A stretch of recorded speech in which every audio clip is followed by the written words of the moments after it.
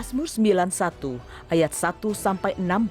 Dalam lindungan Allah, orang yang duduk dalam lindungan yang maha tinggi dan bermalam dalam naungan yang maha kuasa akan berkata kepada Tuhan, tempat perlindunganku dan kubu pertahananku, Allahku yang kupercayai. Sungguh, dialah yang akan melepaskan engkau dari jerat penangkap burung, dari penyakit sampar yang busuk.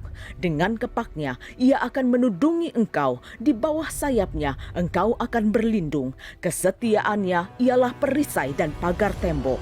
Engkau tak usah takut terhadap kedahsyatan malam, terhadap panah yang terbang di waktu siang, terhadap penyakit sampar yang berjalan di dalam gelap, terhadap penyakit menular yang mengamuk di waktu petang.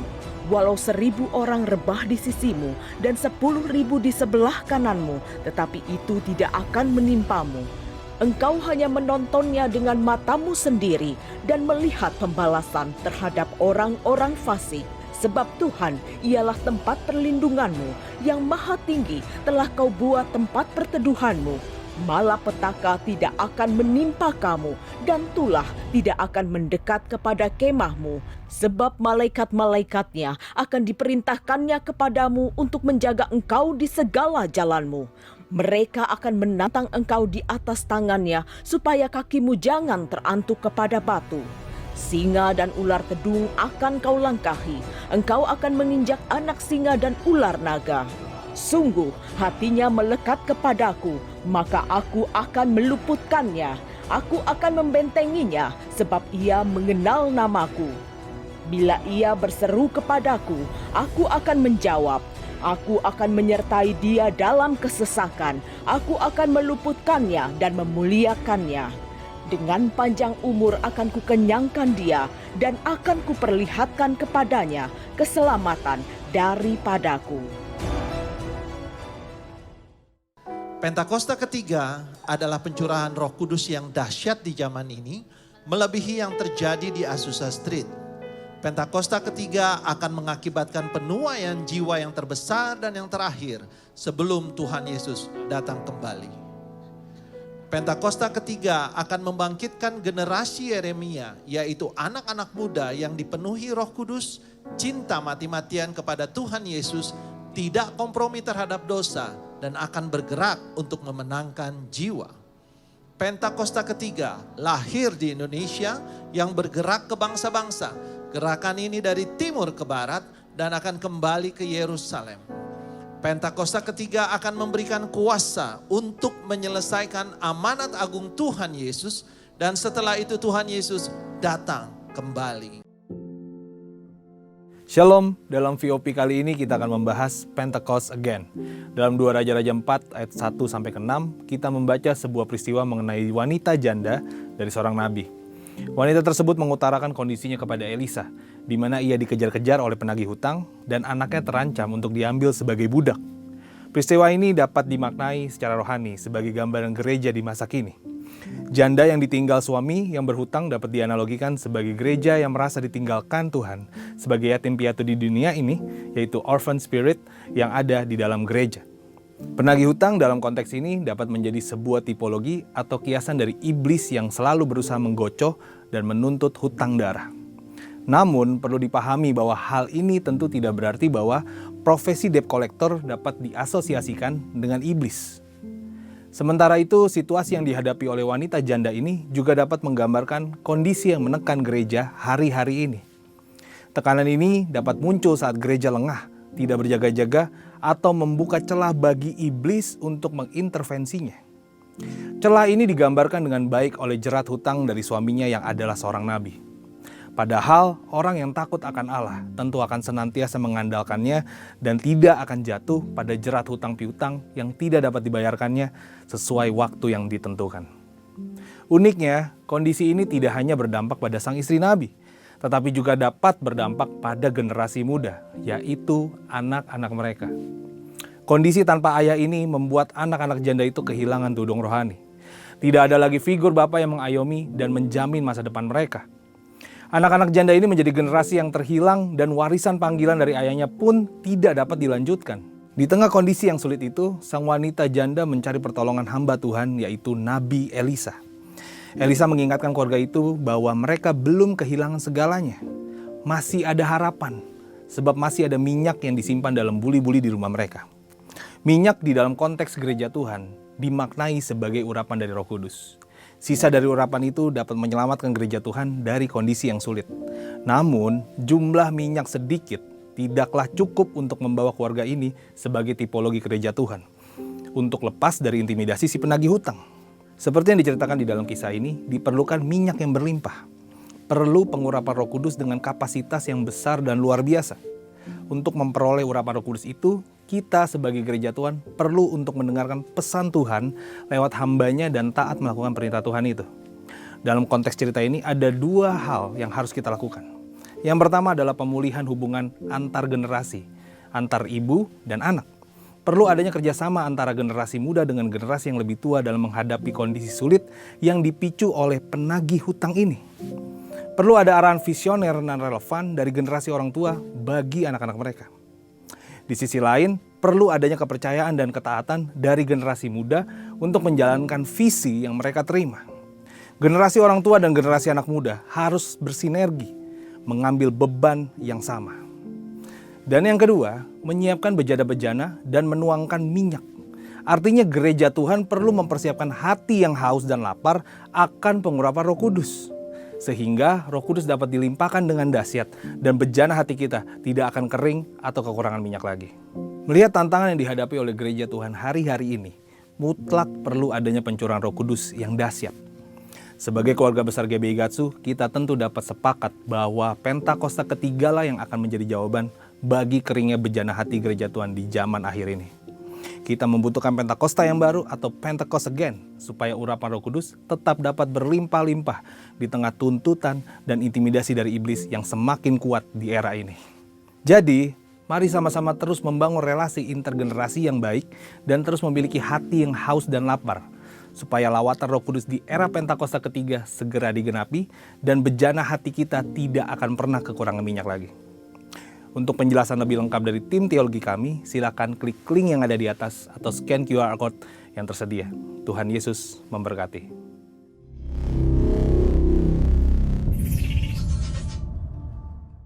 Tuhan, Engkau adalah pengharapan kami. Tuhan, Engkau adalah kekuatan kami. Dan kami percaya kepadamu, Engkau nyata dalam hidup kami.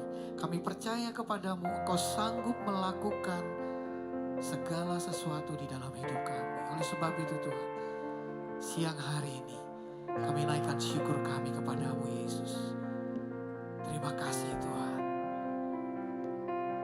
Mari naikkan syukur, mari bersyukur kepada Tuhan, Tuhan yang baik. Mari Bapak Ibu dan Saudara, naikkan syukurmu kepadanya. Katakan terima kasih Yesus, Kau sungguh baik, sungguh baik. Nyatakan segala kebaikannya yang telah dilakukan. Nyatakan segala pekerjaannya dalam hidupmu. Mari bersyukur. Haleluya. Hirabaya shalala. Oh, rabamanaka shandalala. Mari Bapak Ibu dan Saudara, naikkan syukurmu kepada Tuhan. Nyatakan kepada Dia apa yang menjadi harapanmu. Ya. Mari naikkan pujian bagi Tuhan.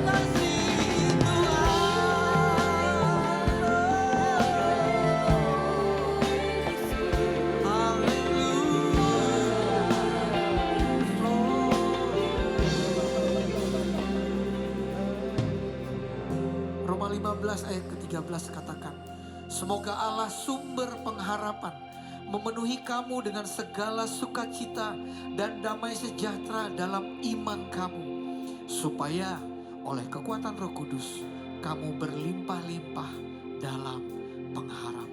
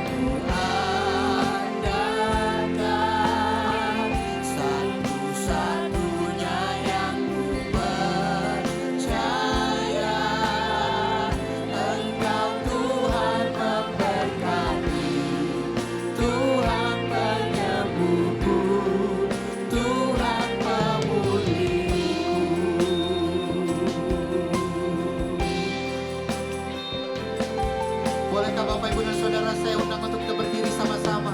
Katakan pujian ini sama-sama. Engkau Tuhan yang setia, ya, waktumu selalu yang terbaik. Engkau Tuhan sandaranku,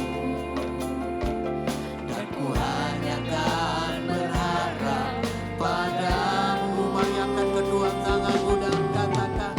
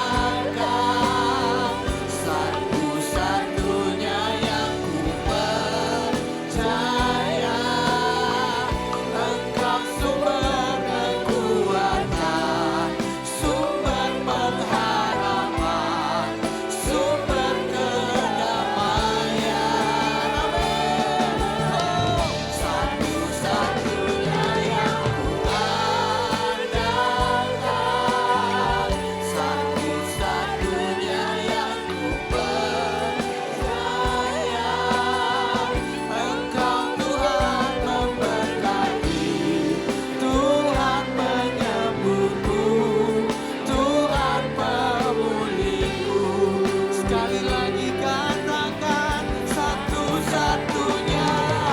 Oh, nyatakan dari hatimu. Hanya Kau satu Tuhan, satu-satunya yang kami andalkan. Oh ya, sumber kedamaian,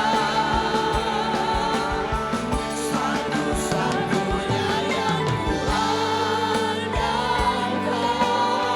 satu-satunya yang kupercaya. Engkau Tuhan memberkati, Tuhan penyembuhku, Tuhan pemulihku.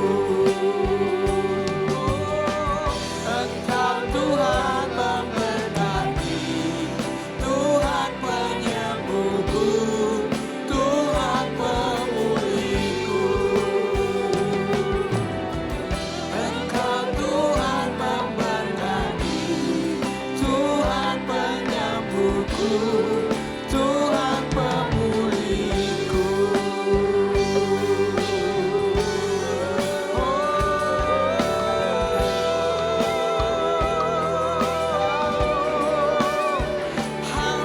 Haleluya, haleluya. Sikarama ya rama rama syakarara. Mari naikkan sembah, mari naikkan sembah. Tinggikan Dia, Yesus sumber pengharapan, sumber kekuatan, sumber kedamaian. Mari tinggikan, nyatakan Dia Tuhan.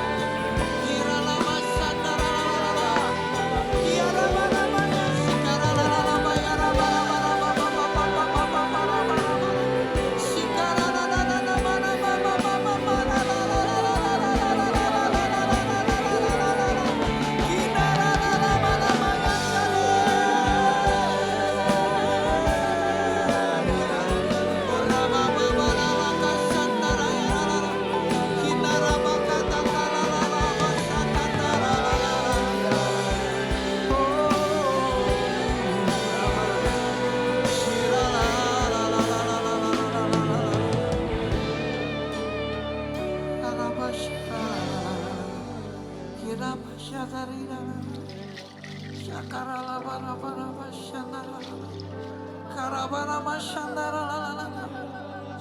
Apa yang menjadi pengharapanmu, nyatakan kepada Dia. Apa yang menjadi keinginanmu, mari nyatakan itu kepada Tuhan. Karena Dia Allah yang setia, dan Dia satu-satunya yang mampu dan sanggup menolong setiap dari kita. Dan karena kita adalah anak-anak-Nya, mari nyatakan apa harapanmu. Tuhan, Kau mendengar setiap hati kami, harapan kami. Kau berharap keluargamu dipulihkan. Engkau berharap langkah yang Kau sedang ambil hari ini, keputusan yang Kau akan buat hari-hari ini, Tuhan menyertai. Ya, untuk usaha, untuk bisnis, untuk apapun itu, letakkan harapanmu kepada Dia.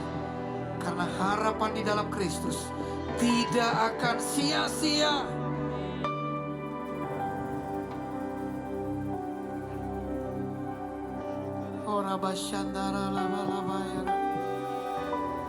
Engkau yang punya pengharapan, engkau yang sedang berharap kepada Tuhan, mari tetap angkat tanganmu dan terima kekuatan yang dari Tuhan. Ya, ada kekuatan yang baru. Di dalam harapan ada kekuatan yang baru.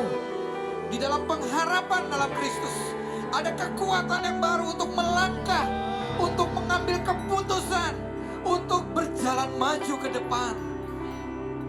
Kami tidak mau tinggal di zona ini Tuhan. Kami mau melangkah di dalam Kristus. Sebab itu Tuhan, teguhkan setiap hati. Engkau menyatakan lewat firman-Mu kepada setiap kami di dalam penyembahan ini Allah. Kekuatan yang baru. Kekuatan yang baru Tuhan. Ada sebuah dorongan untuk kami hidup takut akan Tuhan. Ada sebuah dorongan untuk kami lebih setia lagi kepadamu Tuhan. So here we are Lord. Terima kasih. Oh yeah. Yesus Tuhan. Oh la la la la la bayasha. Amin Tuhan.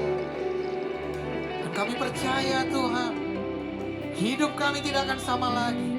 Karena ada Yesus yang bersama-sama dengan kami. Dan kami mau tetap selalu berharap hanya kepada-Mu. Di dalam nama Tuhan Yesus, semua kita yang menaruh harapnya kepada Tuhan, sama-sama katakan, amin. Haleluya. Saya percaya Bapak Ibu bisa kasih tepuk tangan lebih hebat lagi yang dari tadi. Yeah. Serukan haleluya. Woo.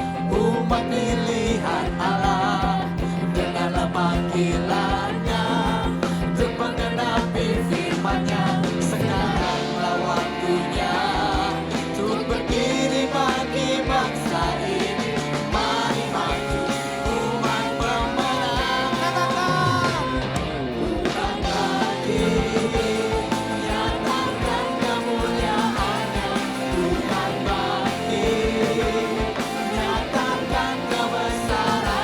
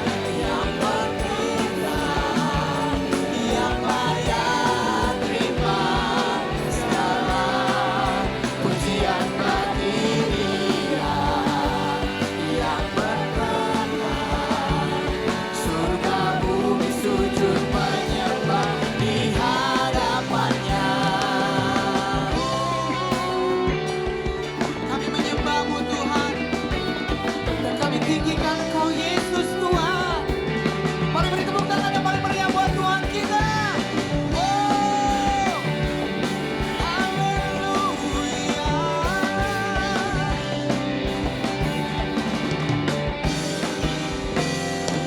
Bagi Dia yang yang layak terima segala pujian bagi Dia yang bertata surga bumi di hadapannya bagi Dia yang bertingkah yang layak terima segala pujian bagi Dia yang bertata surga bumi sujud menyembah di hadapannya bagi Dia yang memerintah yang layak terima segala pujian bagi Dia yang bertata surga bumi sujud menyembah di hadapannya surga bumi sujud menyembah di hadapannya surga bumi sujud menyembah di hadapannya.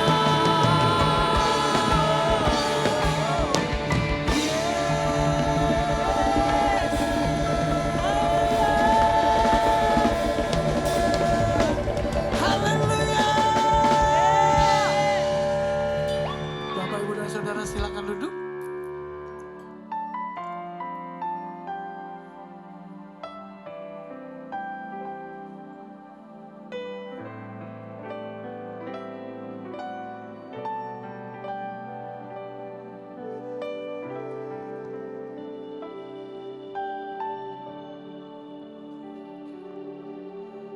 Betapa dahsyat Engkau Tuhan, pencipta segala yang ada, dulu sekarang sampai selamanya.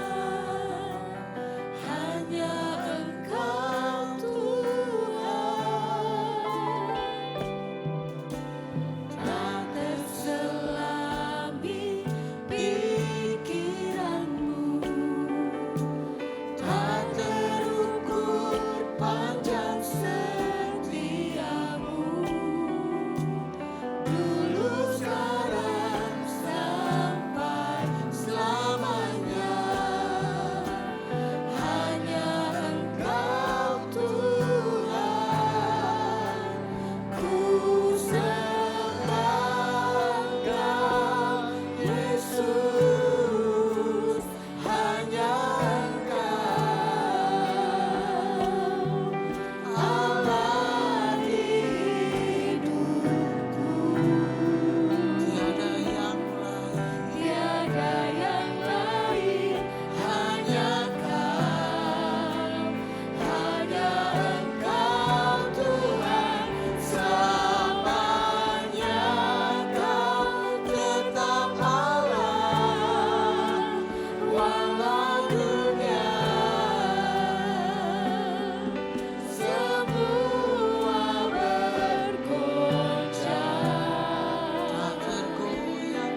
tak tergoyahkan, Kau tetap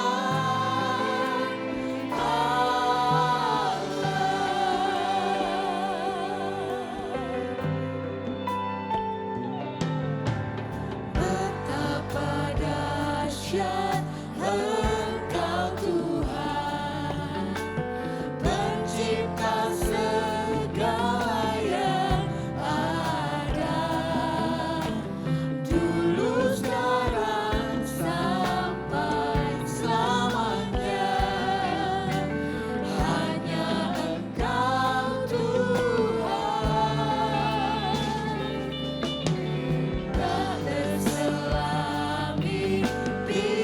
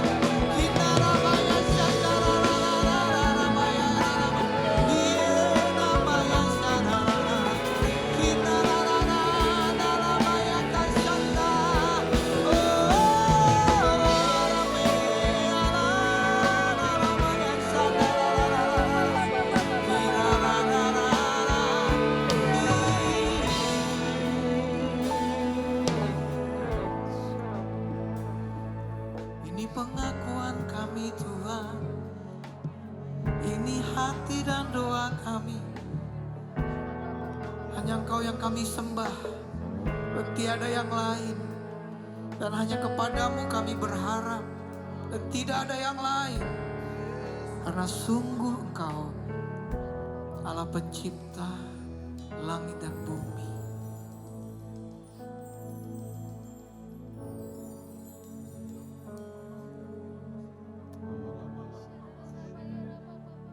Biar kasih karunia Allah berlimpah-limpah dalam setiap kami.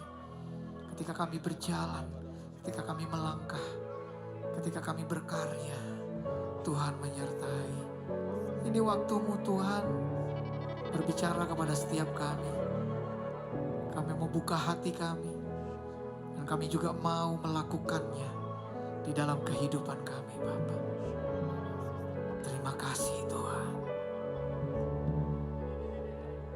Di dalam nama Tuhan Yesus, kita yang percaya dan berharap kepada Dia, sama-sama kita katakan amin. Beri tepuk tangan buat Tuhan kita. Silakan duduk Bapak Ibu. Shalom, selamat siang Bapak Ibu. Dan buat bapak-bapak, ibu-ibu di tempat ini, saya merasa apa yang akan saya sampaikan hari ini mungkin akan sangat relate ya dengan kita semua. Karena itu, yuk kita perhatikan dulu PowerPoint yang sudah saya siapkan. Judul hari ini adalah You Are Not Alone. Menyelami kesendirian bersama Tuhan. You are not alone. Menyelami kesendirian bersama Tuhan. Nah, kalau misalkan saya tanya hari ini, adakah di antara saudara yang datang ke gereja dan merasa kesepian? Saya merasa nggak ada banyak orang yang mungkin mau jawab ya. Karena kesepian itu udah menjadi seperti kutuk. Ya, kesepian itu udah jadi seperti stigma. Kita nggak mau mengakui bahwa kita kesepian. Dan kita merasa kesepian itu salah satu aib mungkin dalam kehidupan seseorang. Tapi ini yang ingin saya angkat pada hari ini. Saya tiba-tiba mulai teringat dengan pengalaman-pengalaman di mana kami pernah punya anak pertama. Dan entah gimana sebenarnya udah menikah, udah punya anak, udah punya komunitas, udah punya teman pelayanan. Tapi somehow kok saya merasa kesepian dan istri saya merasa kesepian. Entah bagaimana caranya si kesepian ini bisa masuk ke dalam jiwa kami.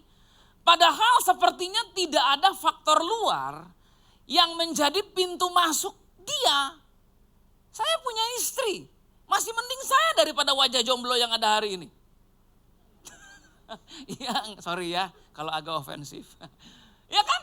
Tapi kok bisa punya istri and then I feel lonely. Punya anak. Ada pasangan-pasangan yang belum dikaruniai anak. Saya punya anak. Kok merasa kesepian? Saya punya ministry yang saya jalani. Saya punya komunitas yang saya rintis karena waktu itu masih di Bandung. Kok tetap merasa kesepian? Nah saudara, yuk kita lihat dulu yuk di slide. Apa sih kepengertian dari loneliness atau kesepian ini? Menurut penelitian, loneliness itu punya arti lack of connection or intimacy. Dalam artian ada dua tipe dari loneliness. Yang pertama social loneliness dan yang kedua emotional loneliness. Katakan loneliness. Nah saudara, orang yang mengalami social loneliness tadi, dia itu kekurangan koneksi dengan orang-orang yang ada di sekitarnya. Di mana dia merasa tidak menjadi bagian dari sesuatu. Pernah tidak saudara datang ke gereja, but somehow saudara diberkati dengan penyembahan, diberkati dengan khotbah. Anda hanya gak merasa bagian dari gereja ini. Pernah tidak saudara datang ke nikahan orang, saudara makan di situ, saudara salamin yang nikah, tapi saudara gak merasa menjadi bagian dari acara itu. Pernah tidak sebagai istri atau suami ada acara keluarga, semua keluarga besar kumpul. Cuma saudara merasa gak menjadi bagian dari keluarga besar itu. Keluarga pasangan saudara mungkin tidak selalu welcome dengan keberadaan saudara. Nah, social loneliness adalah sebuah kondisi di mana seseorang merasa tidak dilibatkan atau dijadikan bagian dari sesuatu. Yang kedua, emotional loneliness adalah ketika seseorang merasa tidak memiliki koneksi intim atau dekat dengan orang lain. So ternyata dalam pernikahan kesepian itu bisa masuk. Karena saya pernah alami masa-masa di mana bagaimana caranya saya terhubung sama istri ya, kok kayak susah. Wong waktu mau pacaran kayaknya gampang, kok udah nikah kok susah. Waktu pacaran tuh kayak gampang gitu, kayaknya gue chemistry malu sama ya gitu ya. Aduh kayaknya kok kita ini sehati ya ngomonginnya kok nyambung-nyambung terus. Waktu udah nikah, mau membangun koneksi itu susah. Nah itulah momen dimana banyak sekali kasus perceraian terjadi. Karena suami istri merasa tidak lagi ada yang namanya koneksi yang intim antara satu sama lain. Dan itu membuat mereka kesepian. Karena saudara ada keintiman-keintiman yang gak bisa kita dapat dari anak. Memang ada pasangan-pasangan yang akhirnya gak apa-apa bapak lo mau di mana terserah lah, yang penting gua sama lo. Tapi anak gak bisa memberikan kepada kita timbal balik hubungan yang kita harapkan. Yang cuma bisa diberikan oleh pasangan. Jadi sekalipun kita kelihatannya ngurus anak, kita kesepian. Nah rasa kesepian ini yang saya bisa katakan kurang diajar gitu ya, biar bahasanya nggak terlalu kasar. Kenapa? Karena kesepian ini bisa datang kepada seseorang yang kelihatannya di tengah-tengah kerumunan. Dan kesepian ini justru tidak datang kepada orang yang kelihatan sendirian. Aneh ini dia ini. Coba di sini ada nggak single-single yang happy? Halo single happy? Pasti ada. Oh itu angkat tangan tuh. Ya ada pasti, I am single and I am happy. Tapi ada nggak di sini pernikahan yang suami istri yang nggak happy? Halo? Halo? Oi? Oh nggak ada ya Pak Ali ya? Nggak ada yang ngaku, oke. Nah saudara bayangin, kesepian bisa mendatangi orang yang kelihatannya berdua, bertiga, berlima, tapi nggak mendatangi orang yang sendirian. Kenapa bisa begitu ya? So ternyata obat untuk kesepian itu bukan nambah satu orang lagi. Nanti saya akan kasih tahu apa obatnya, tapi kita harus sadar dulu begini loh. Sometimes to be single is to be happy. Society, lingkungan, masyarakat sudah membuat sebuah stigma bahwa lo kalau nggak nikah lo nanti menderita. Pada kenyataannya enggak. Kok umur 34 belum punya jodoh? Tapi they are happy. Alone but not lonely. Tapi kok udah menikah, udah punya anak, sekelilingnya rame. And then kita tetap merasa kesepian. Next kita lihat penelitian berikutnya. Ketika seseorang mengalami yang namanya social loneliness dan emotional loneliness. Penyebab pertama perceraian adalah itu. Yang kedua depresi, bunuh diri, penyakit dalam, sampai mental illness. So hal-hal ini bisa datang kepada orang-orang yang begitu kesepian. Karena level kesepian setiap orang berbeda. Tapi saya ingin ajak saudara yuk kita buka Alkitab kita dalam kitab Kejadian. Pasalnya yang kedua. Kitab Kejadian pasal 2 ayatnya yang ke-7. Oh ayat 15 saja 15 langsung ya. Biar kita gak kejauhan. Kejadian pasal 2 ayat 15 berkata, Tuhan Allah mengambil manusia itu. Di sini Adam ya, Hawanya belum ada. Tuhan Allah mengambil Adam dan menempatkannya dalam Taman Eden untuk mengusahakan dan memelihara taman itu. Lalu Tuhan Allah memberi perintah ini kepada Adam. Semua pohon dalam taman ini boleh kau makan buahnya dengan bebas. Tetapi pohon pengetahuan tentang baik dan jahat jangan kau makan buahnya. So pada hari yang kau makannya pasti kau mati. Tuhan Allah berfirman. Tidak baik kalau Adam ini seorang diri saja. aku akan menjadikan penolong baginya yang sepadan dengan dia. Wow. Tuhan bilang sama Adam, Adam ini gak baik kalau kamu sendiri nih ya. Aku akan menyediakan penolong buat kamu. Lalu dikatakan ayat 19, lalu Tuhan Allah membentuk dari tanah segala apa? Binatang hutan. Loh kok aneh ya? Itu seakan-akan Tuhan bilang, Adam kamu perlu pasangan hidup. Terus yang dibawa simpanse. Adam bilang, loh bukannya sebelumnya engkau bilang tidak baik aku seorang diri. Tapi kok dikatakan di situ lalu itu kan artinya tindakan selanjutnya ya. Kok yang dibawa monyet? Adam pikir, tunggu dulu ini. Tadi baru aja kita ngobrol kan, Adam kamu gak baik seorang diri aja. Nah aku tuh mikir, aduh kau gak baik seorang diri aja, jadi aku mau ketemu sama siapa nih? Lah kok tiba-tiba yang dibawa kepadaku monyet? Maksudnya Tuhan lagi ngeprank apa gimana ini ya? Tapi yang diciptakan duluan binatang loh saudara. Bukan manusia. Kenapa sih? Harusnya waktu Tuhan bilang Adam kamu gak baik seorang diri. Langsung dong dia ciptakan manusia. Tapi enggak, dikatakan dia ciptakan dulu monyet. Ada apa ini? Coba kita lihat slide yang pertama. Di situ jawabannya. Manusia adalah makhluk rohani sebelum dia adalah makhluk sosial. Kita sering dengar tentang manusia itu makhluk sosial. Manusia itu gak bisa hidup sendiri. Manusia itu perlu berkomunitas, perlu bersosialisasi. Memang benar, tapi kita mau lihat dulu. Pertama manusia itu makhluk rohani dulu. Sebelum dia adalah makhluk sosial.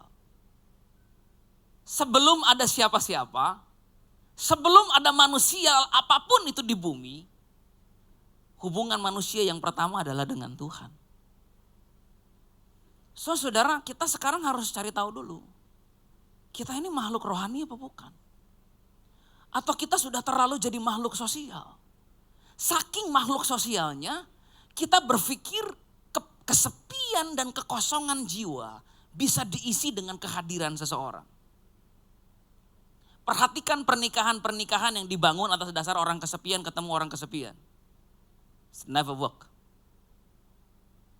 Perhatikan hubungan-hubungan yang terjalin hanya karena ada orang yang merasa kosong dengan orang yang merasa kosong. Jadinya 0-0. 0-0 artinya draw. Draw artinya harus adu penalti. Oh enggak, itu sepak bola. Ya kan? Kita seringkali berpikir bahwa jawaban untuk kesepian saya adalah menemukan suami lagi. Menemukan istri lagi. Menemukan istri baru, menemukan suami baru. Menemukan teman baru, komunitas baru, lingkungan baru. Kita nggak berpikir bahwa sejak awal manusia sebelum makhluk sosial, dia adalah makhluk yang rohani. So, bahasanya begini loh. Kalau ada orang bilang, tahu nggak manusia itu, kalau nggak ada manusia lain bisa jadi gila. Tanya aja sama Adam, gila nggak dia? Ada nggak tercatat Adam gila karena nggak ada manusia di situ? Enggak. Kenapa enggak? Karena Adam berkata, Christ is enough for me. Everything I need is in you. Everything I need. Jadi Adam itu lengkap karena Tuhan. Nah kita kan di sini diajarin di gereja bahwa pernikahan itu kan 100 plus 100 ya. Benar ya Bapak Ali, Pastor Sugi benar ya? Pernikahan kan 100 plus 100 ya, bukan 50 plus 50 kan? Berarti kan si pasangan si pria ini sudah harus lebih dulu utuh. Bertemu dengan wanita yang juga utuh. Baru mereka menikah. So si Adam ini sudah utuh tanpa Hawa. Dia sudah menjadi pria yang benar-benar punya relasi yang kuat dengan Tuhan. Sekalipun sendirian dia tidak kesepian. Dia gak jadi gila, dia gak jadi stres. Karena dia punya hubungan yang dekat, yang intim sama Tuhan. Amin. Coba kita lihat slide berikutnya. Manusia hidup bergaul dengan Tuhan sebelum ada manusia lainnya.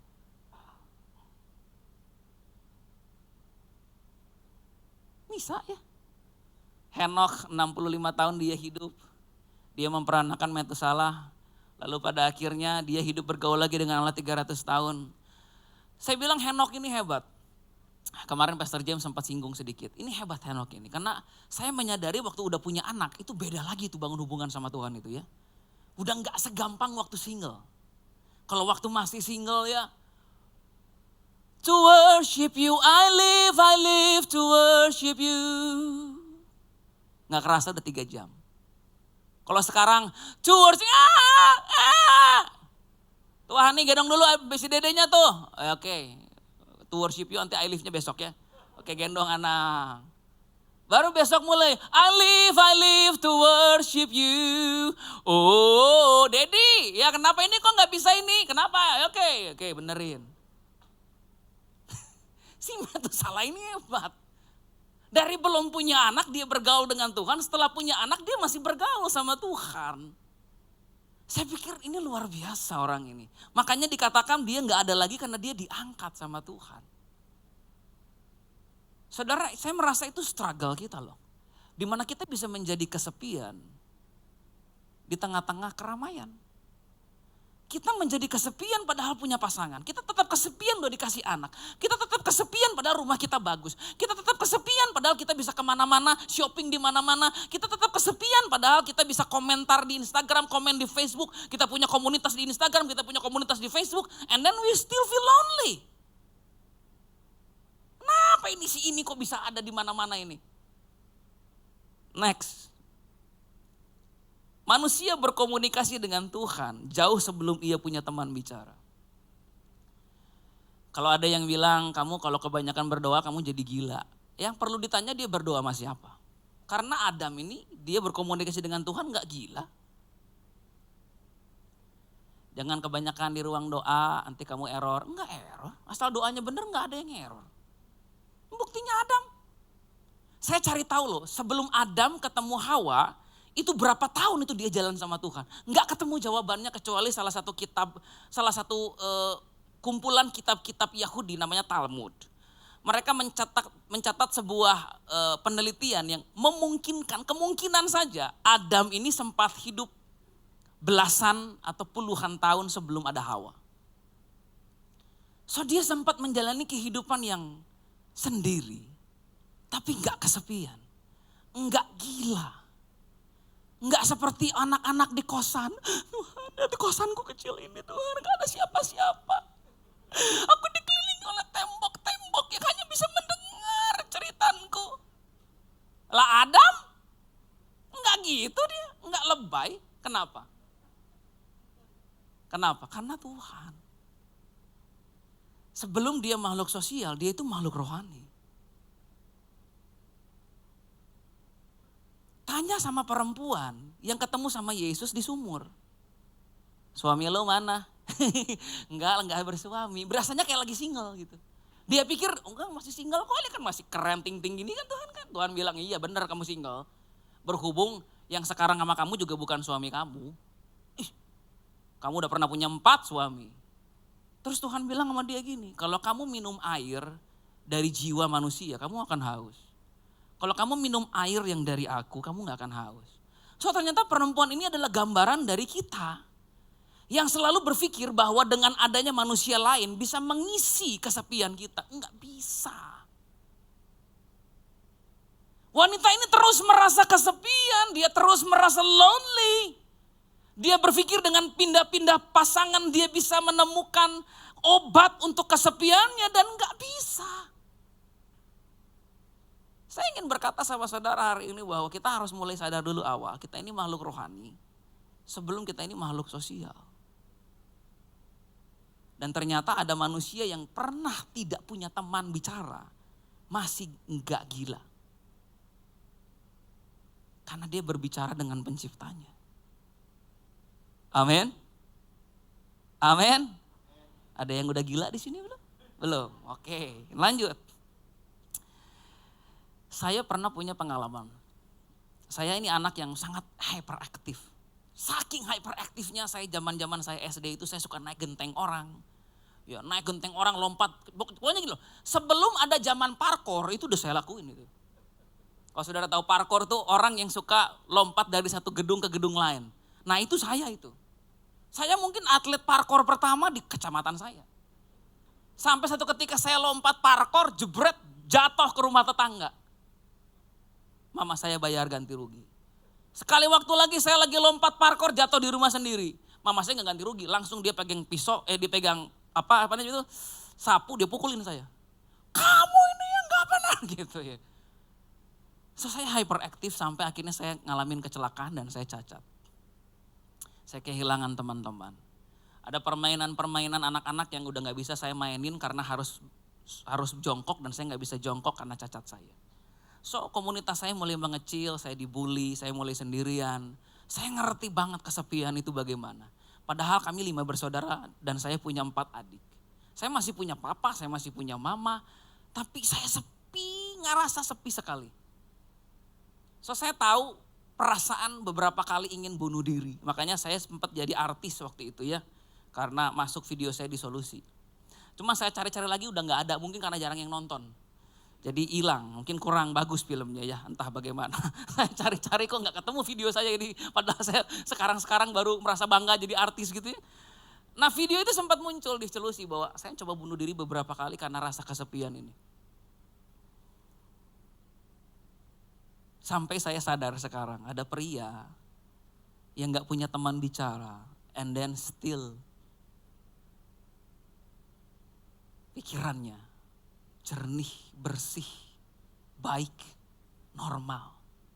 Saya ingin berkata sama saudara hari ini, kalau ada di antara saudara yang sedang melewati masa-masa kesendirian, Anda gak perlu kesepian.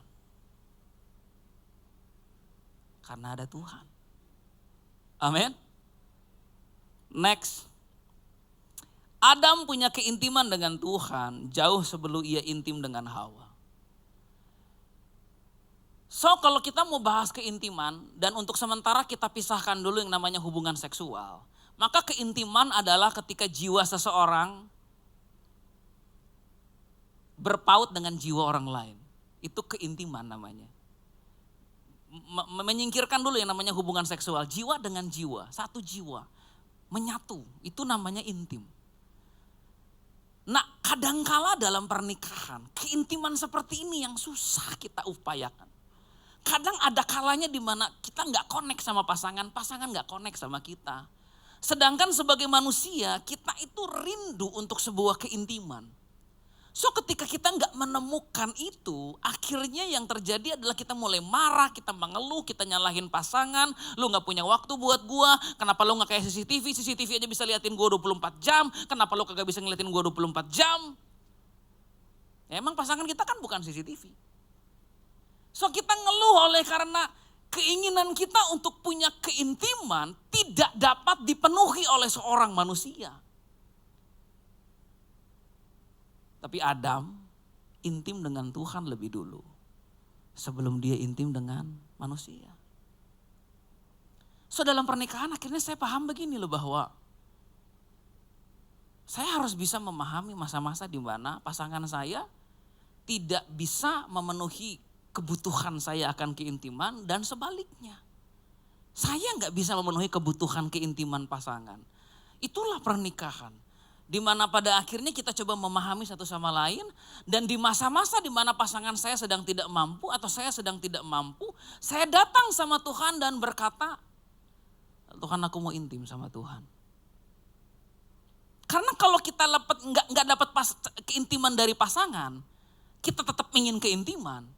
Kita pasti nyari yang aneh-aneh. Benar ya? Karena keinginan untuk intim itu kuat. Mungkin gak sampai kita berselingkuh, enggak. Cuman WA-an aja, hai lagi ngapain, lagi makan. Oh, ada suami lu di situ? Enggak, suami lagi pergi. Oh iya, ya gitu kan. Intim. Tapi kalau kita sadar bahwa aku ini makhluk rohani sebelum makhluk sosial. So aku harus datang sama Tuhan ketika keintiman ini tidak aku peroleh dari manusia. Aku harus kembali kepada penciptaku yang semula. Amin. Next.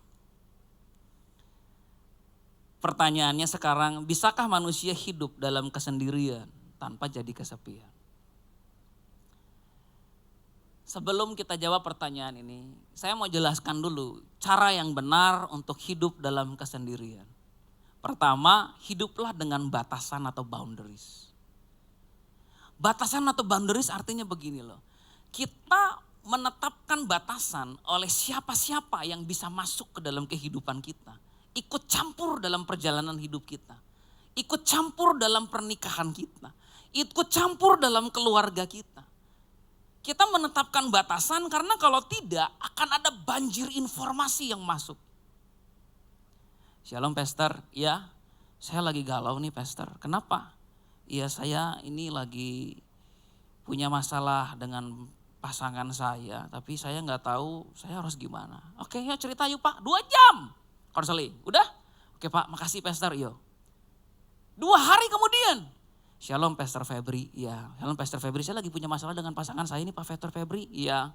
Bisa gak Pastor saya sharing? Bisa. 2 jam Pastor Febri. 2 hari kemudian, Shalom Pastor Ali, iya Pastor Ali, saya lagi punya masalah dengan pasangan saya Pastor Ali. Mau sampai berapa orang konseling? Karena yang kita cari sebenarnya bukan jawaban. Kita tuh lagi kesepian. Yang kita cari bukan jawaban, kita cuma pengen cari teman ngobrol. Iya kan? So kita lari ke sana kemari, cari info dari A, info dari B, info dari C, info dari D, info dari E. Akhirnya banjir informasi yang masuk tidak memberi kita solusi. Yang ada kita jadi stres. Mulai kita adu domba tuh. Pastor Ali bilang A, Pastor Joseph bilang B, Pastor Febri bilang C. Yang mana yang benar? Gak benar semua itu pendeta. Ya kan jadi begitu nanti. Kenapa bisa begitu? Karena alasan utamanya adalah you are lonely. Dan kita perlu Tuhan saudara sebelum kita perlu manusia. Yang kedua, hidup dengan selektif dalam memilih hubungan. So kalau ada di antara saudara yang ditanya mungkin kalau misalnya lagi ada kondangan atau lagi ada apa. Masih sendiri ya? Iya masih sendiri Bu. Oh iya. Kok masih jomblo? Masih. Kenapa kamu umur dan nambah? Enggak apa-apa. Enggak masalah. Kenapa? Karena kita selektif dalam memilih hubungan. Kadangkala untuk selektif memilih hubungan pun kita jadi sendirian. Banyak hal yang bisa membuat kita sendirian di dunia ini saudara. Kadang kesendirian tuh gak bisa kita hindari. Bener ya? Kita bisa sendirian hanya gara-gara teman kantor kita suka keajab-ajab. Kita gak mau. Ditinggalin kita sama mereka. Kita sendirian lah di situ. Kita bisa sendirian sebagai sales karena teman-teman sales kita setelah nge-order tiba-tiba pergi ke panti pijat. Kita nggak mau, sendirian kita di situ. Kita berdiri dalam sebuah kebenaran, sedangkan teman-teman kita nggak mau melakukan yang sama, sendirianlah kita. Kita nggak suka kumpul sama suami-suami yang suka ngomongin istrinya, ngomongin istri orang, ngomongin kotor. Kita nggak mau gabung sama mereka, sendirian kita. So kesendirian kadang gak bisa kita hindari. Tapi menjadi sendiri bukan berarti menjadi kesepian. Kenapa? Karena kita punya Tuhan. Amin. So kalau ada orang yang terus mencoba menghindari kesendirian. Saya mau katakan kita bisa jadi masuk dalam perangkap nanti. Karena kita mau menyenangkan semua orang. Kita pengen menjadi sama dengan semua orang. Padahal Roma 12 berkata apa? Janganlah kamu menjadi serupa dengan dunia ini. Tapi kita coba menjadi serupa dengan semua orang. Kenapa?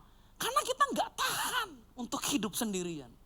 Kita nggak bisa memanage rasa kesepian kita. Karena kita harus kembali ke awal. Ada orang nggak punya teman, nggak punya istri, nggak punya komunitas, cuma punya Tuhan, nggak gila. Waras kok dia. Kenapa kita tidak? Amin. Next. Bisakah manusia hidup dalam kesendirian tanpa menjadi kesepian? Bisa. Yang pertama, Yohanes. Dia sendirian di Pulau Patmos. Sendirian lah saudara Yohanes di Pulau Patmos. Tapi kok bisa dia sendirian dan tidak gila? Sebaliknya ketika dia sendirian di Pulau Patmos, dia menerima pewahyuan dari Tuhan. Siapa lagi? Yesus sendirian 40 hari di padang gurun. Ada di sini yang mau jadi volunteer untuk research. Gereja kita mau adain research. Kita mau tempatkan saudara di pedalaman yang gak ada orang sama sekali, 40 hari aja. Kalau saudara bisa survive tanpa WhatsApp, tanpa TikTok, tanpa manusia manapun, berarti benar ini. Saya merasa gak ada yang mau jadi volunteer. Ya, tapi di sini dikatakan Yesus sendirian 40 hari di padang gurun dan dia aman-aman aja. Para rasul sendirian dalam penjara. Para martir Kristen sendirian di camp-camp isolasi. Bahkan kita nanti satu saat kalau masuk masa aniaya, kita ini akan tercerai-berai. Alkitab berkata yang satu akan lari ke gunung, satu akan lari kemana. Tapi kita bisa survive, karena kita punya Tuhan. So yang pertama yang mau saya tekankan sebelum kita nanti mengarah ke komunitas adalah begini loh. Kalau Anda berkomunitas hanya sekedar untuk mengisi kesepian, Anda pasti akan ninggalin komunitas itu dengan cepat. Atau kalau enggak bikin kacau di komunitas. Jadi troublemaker di komunitas. Bikin pahit orang di komunitas. Karena komunitas bukan jawaban buat kesepian saudara. Itu dulu harus kita pahami ini. Jawaban untuk kesepian kita adalah Tuhan. Karena kita mencari Tuhan dan membangun hubungan kita dengan Tuhan. Amin. Ada banyak loh saudara pemimpin-pemimpin seperti saya, seperti Pak Ali, seperti Pastor Paulus, seperti gembala-gembala kul. Yang sementara kami melayani, kami tuh kesepian. Kenapa? Karena saat saudara mulai diangkat ke sebuah posisi, mungkin berlaku juga lah di dunia marketplace sama. Orang tuh ke kita udah beda. Makin tinggi saudara, makin sedikit itu circle-nya. Makin gak banyak orang yang bisa kita hahaha gak bisa. Gak banyak orang yang tiba-tiba dari belakang, gak banyak. Ada di antara saudara yang tiba-tiba selesai saya khotbah terus, gak ada kan. Tapi coba kalau teman baik saya, kayak Pak Ali misalnya, saya datang aja udah dibercandain, padahal mau khotbah saya. Dibercandain bilang begini, kirain gak bakal datang, katanya gitu tadi. Masa pembicaranya gitu? Itu kan namanya friend. Nah, gak banyak yang begitu. So semakin tinggi seseorang, semakin kecil circle-nya. Ketika saudara masuk dalam pernikahan, semakin sedikit circle saudara, makin kecil circle saudara. Semakin besar kemungkinan kita kesepian. Benar ya? Makanya saya mau katakan sama saudara hari ini, Tuhan harus lebih dahulu jadi jawaban untuk kesepian kita. Harus dia dulu. Karena akan ada tempat-tempat di mana gembala kul, anggota kul, pendeta nggak bisa masuk ke situ. Dan cuma Tuhan yang bisa.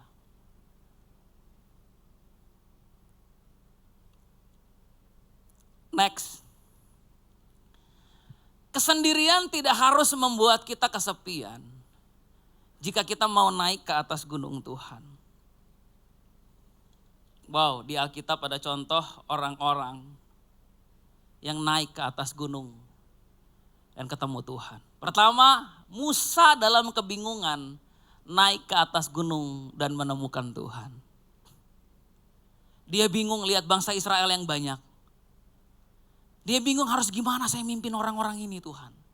Saudara bayangkan Musa sebentar. Kira-kira Musa punya teman apa enggak?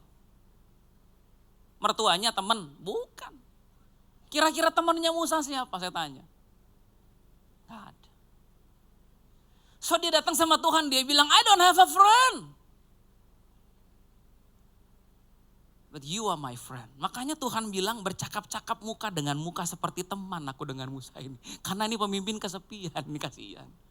But I am his friend. Coba kita lihat lagi contoh berikutnya setelah Musa. Para rasul, mana tadi naik di atas gunung itu? Daud dalam ketakutan naik ke atas gunung dan berseru kepada Tuhan. Yuk kita lihat Daud dan kita akan tutup khotbah hari ini. Kita buka 1 Samuel pasal 22. Tolong nanti dari media ditampilkan 1 Samuel pasal 22. Ada satu orang lagi namanya Daud. Dia sempat punya teman karena dia sempat jadi seperti komandan ya dalam satu pasukan yang di bawah pemerintahan Saul. So dia ini salah satu mungkin ya bisa dikatakan influencer lah. Tapi tiba-tiba sesuatu terjadi. Daud nama baiknya dirusak, dia mau dibunuh sama Saul. Saya percaya tuh kalau raja mau bunuh Daud udah pasti beritanya macam-macam, pemberontak lah, pengkhianat lah, whatever itu. So dalam sekejap si Daud ini dari orang yang punya banyak pengikut, punya banyak yang dipimpin, dielu-elukan banyak orang karena Daud membunuh sampai beribu-ribu orang. Tiba-tiba dia mendapati dirinya di ayat 1, Daud pergi dari sana dan melarikan diri ke Gua Adulam. So dia lari ke gua. Nah saudara, yang perlu saudara tahu, gua itu letaknya nggak di bawah. Yang ada di bawah itu sarang tikus. Gua itu di atas, disebut gua-gua perlindungan. So ketika Elia naik ke atas gunung, dia bertemu dengan satu gua dan dia masuk ke gua itu. Jadi Daud ini lari dia. Dia lari, dia bilang, Tuhan aku dihina, aku direndahkan, aku difitnah, aku mau dibunuh. Setelah aku lakuin yang terbaik, Tuhan gimana ini? Dia naik ke atas gunung nih, ketemu gua. Disebut di situ gua apa? Gua Adulam. Dia ke situ pengen sendirian. Dia berpikir jawaban untuk kesepiannya adalah dengan sendirian. So dia datang ke gua pengen sendirian. Ya kayak orang-orang tertentu kan ya, kalau lagi sepi, lagi punya masalah, langsung datang pengennya sendirian kan, nyobojok-mojok sebelah kanan. Coba lihat yang di pojok-pojok sendirian apa enggak? Biasanya yang suka kesepian tuh suka di pojok-pojok. Enggak, saya bercanda ya. Nah, dia sendirian di gua. Lalu dia mulai setel lagu penyembahan. Bila hati terasa berat, tak seorang pun mengerti hutangku, bebanku. Ku tanya Yesus, apa yang harus ku buat? Nah ini, waktu dia lagi nyanyi nyembah, tiba-tiba ada yang manggil, Om. Siapa nih? Gua sendirian di sini kok ada yang manggil. Dia nyanyi lagi, dia berfirman, mari datanglah. Udah mulai nangis Daud ya. Dia selalu pedulikan aku. Dikatakan di ayat 1. Ketika saudara-saudaranya dan seluruh keluarganya mendengar bahwa Daud melarikan diri ke Gua Adulam, pergilah mereka ke sana mendapatkan dia. Berhimpunlah juga kepadanya setiap orang yang dalam kesukaran, setiap orang yang dikejar-kejar tukang piutang, setiap orang yang sakit hati, maka ia menjadi pemimpin mereka. Jadi dia lagi gini sendirian, ini gue mau sendiri aja. Gue kesepian, gue lagi terluka, ini gue gak mau ketemu orang, gak mau. Makanya gue mau sendiri. Dia nyanyi. Sujud di altarnya, Om, ku bawa. Om Daud. Siapa ini? Pas dia nengok, udah satu komplek di depan gua. Dia bilang, Tuhan saya tuh lagi pengen sendiri. Saya tuh lagi mumet, stres, sepian, saya pengen sendiri. Kok Tuhan bawa sekomplek? Ini udah gak rame kalau gini. Saya rasa Tuhan jawab sama Daud gini loh. Jawaban untuk kesepianmu bukanlah dengan menyendiri. Bukan mengisolasi diri. Tapi dengan menyadari panggilanmu. Bahwa memang kamu sedang kesepian, kamu sedang tertekan, kamu sedang patah, kamu sedang kecewa, kamu sedang tawar hati. Tapi Daud, panggilanmu adalah menjadi pemimpin.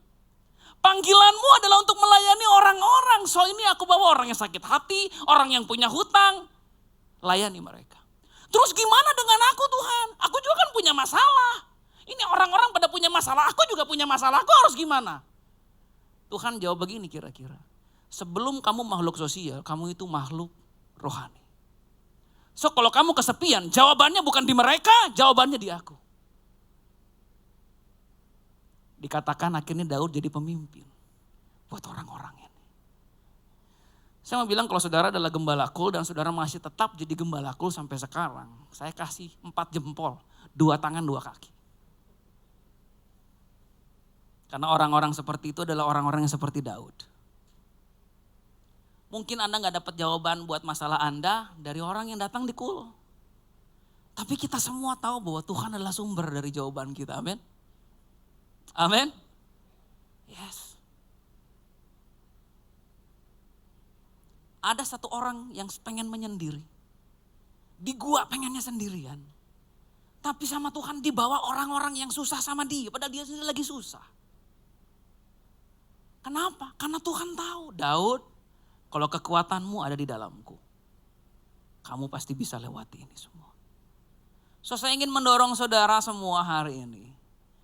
Jawaban untuk kesepian saudara adalah bukan dengan menyendiri, menjauhkan diri dari orang, bukan.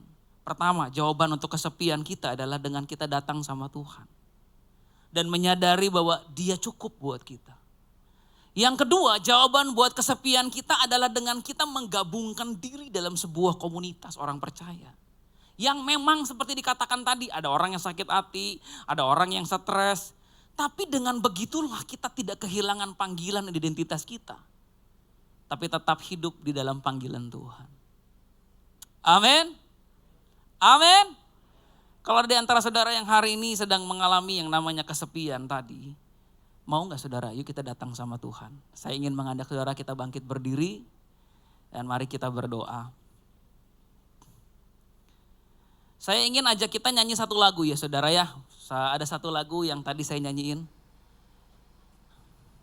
Lagu ini sangat memberkati saya. Sangat-sangat memberkati saya. Ini salah satu lagu yang udah saya nyanyiin lama dari tahun kemarin. Tapi setiap nyanyi lagu ini tuh saya senang. Dikatakan bawaku ke Gunung Kudus. Saya ingin mengajak saudara 5 menit. Untuk kita sama-sama datang sama Tuhan. Dan menyadari bahwa Tuhanlah yang bisa menyembuhkan rasa kesepian yang kita punya.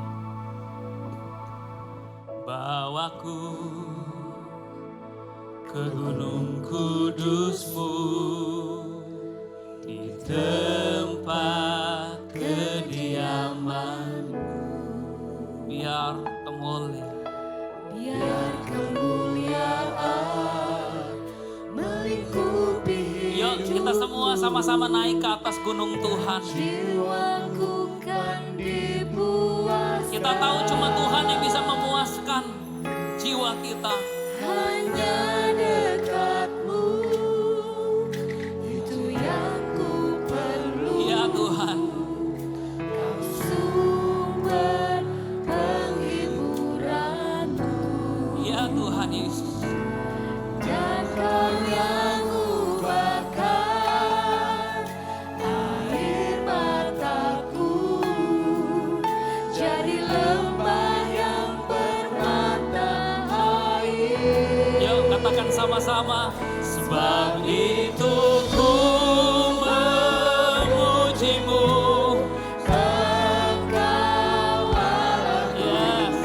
Mulutku kan selalu puji-Mu dan angkat tangan sembah-Mu, tinggikan nama-Mu, Yesus kemuliaan bagi-Mu. Kami mau datang sama Tuhan hari ini. Karena hanya Engkau yang bisa menyembuhkan. Hanya Engkau yang bisa mengisi kekosongan dalam hati kami. Hanya Engkau Tuhan. Kalau kami sedang kesepian, kami sedang sendirian, kami mau datang naik ke atas gunung Tuhan. Seperti Musa, seperti Elia, seperti Daud. Kami mau naik ke atas gunung Tuhan. Kami mau berjumpa dengan Tuhan. Mari katakan lagi sama-sama. Bawaku ke Gunung Kudus-Mu. Ya. Tempat kediaman-Mu.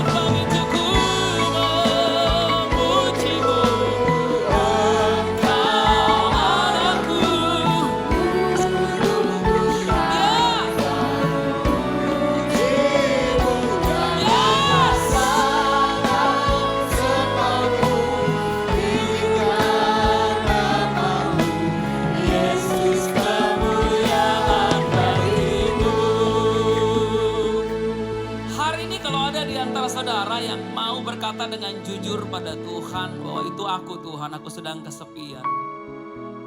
Aku perlu Tuhan hari ini. Ternyata jawabanku bukan di manusia, jawabanku ada pada Tuhan. Maukah saudara taruh tangan kanan saudara dimanapun juga, dan kita akan berdoa hari ini. Meminta Tuhan untuk hari ini mendatangi saudara dimanapun saudara berada. Menjumpai saudara. Dan memberikan kepada saudara sesuatu yang akan membuat saudara menyadari bahwa saudara nggak akan pernah sendiri.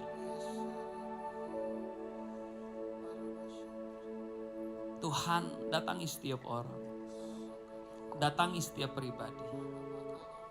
Kami semua pernah kesepian atau lagi kesepian, tapi hari ini kami datang sama Tuhan.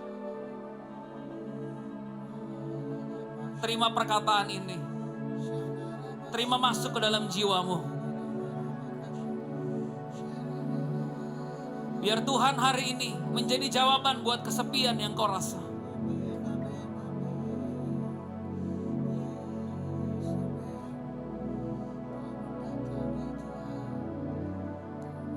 Biar Tuhan menjadi jawaban buat engkau.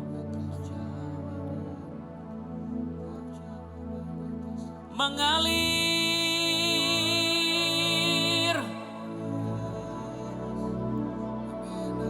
mengalir,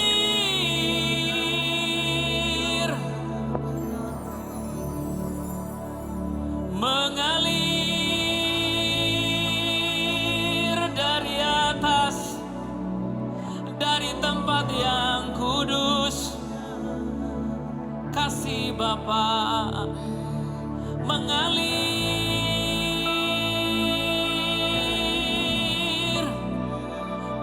di dalam jiwaku, menghapus segala kesepian yang ada di jiwaku.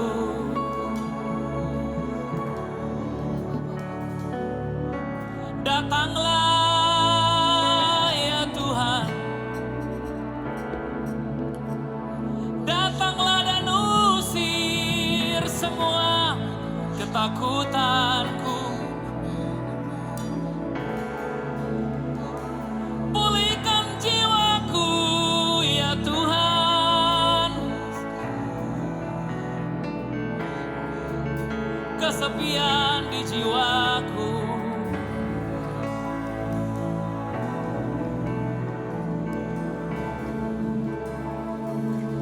Because you will never feel alone again. You will never feel alone again. You will never be alone again.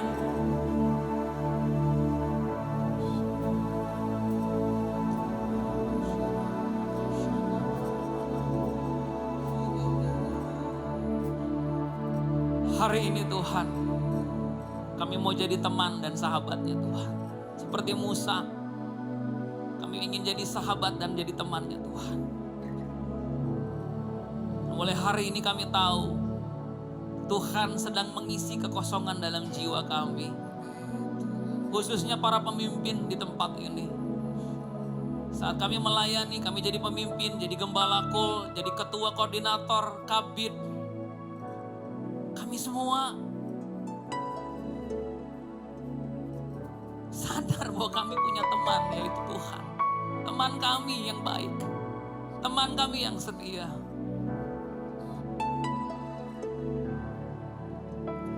Kami percaya hari ini kami dipulihkan oleh Tuhan. Kami tidak lagi kesepian, kami gak lagi depresi, kami gak lagi stres, kami gak lagi susah tidur.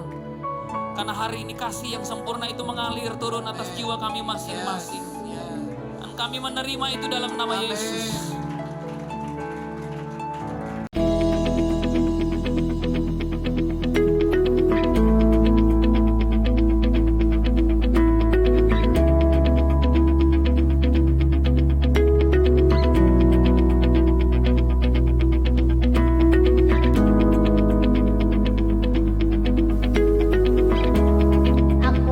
Bergabung di Kokedos selama 2 tahun loh. Pengalamanku, Aku happy banget karena aku bisa bertemu dengan teman-teman yang seru, bisa mendengarkan banyak cerita-cerita kesaksian dari teman-teman, dan ada gamesnya loh. Kita bisa dapat banyak hadiah, pokoknya seru banget deh. Berikut adalah pengumuman GMCC sepekan.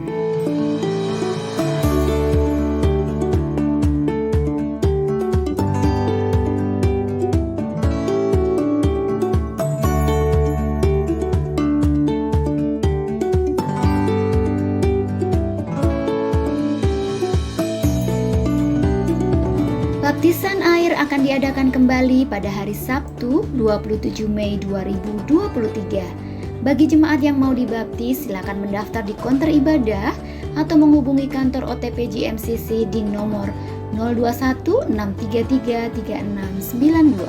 Ibadah UMAS atau Usia Emas diadakan setiap hari Rabu, Minggu kedua dan 4. Untuk informasi lebih lanjut, silakan menghubungi konter ibadah atau kantor OTP GMCC di 021-633-3692. Ibadah Jumat Agung 7 April 2023 akan diadakan 2 kali ibadah, yaitu pukul 8.30 dan 11 pagi. Setiap ibadah akan disertai dengan ibadah sekolah minggu atau Little King GMCC. GBI GMCC Kejayaan hadir kembali dalam ibadah perdana yang akan diadakan pada hari Minggu 9 April 2023. Ibadah akan diadakan 1 kali, yaitu pukul 9.30 waktu Indonesia bagian Barat. Ibadah akan disertai dengan ibadah sekolah minggu atau Little King GMCC Kejayaan.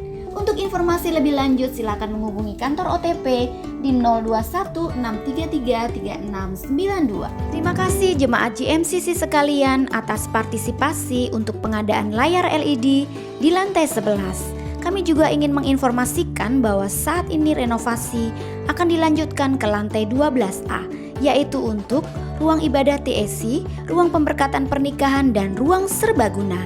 Untuk itu kami mengajak Bapak Ibu Saudara kembali mendukung renovasi gereja kita ini. Terima kasih dan Tuhan Yesus memberkati. Terima kasih Tuhan. Dan sebelum kami akhiri Tuhan, kami rindu untuk menerima berkat yang daripada-Mu. Mari kita angkat tangan kita. Kiranya kasih karunia, damai sejahtera, sukacita, berkat, rahmat, perlindungan daripada Allah Bapa, persekutuan kita dengan anaknya yang tunggal Yesus Kristus, serta pertolongan yang manis oleh Roh Kudus akan selalu menyertai kita mulai saat ini sampai selama-lamanya. Semua yang percaya katakan amin. Tuhan Yesus memberkati. Selamat hari Minggu.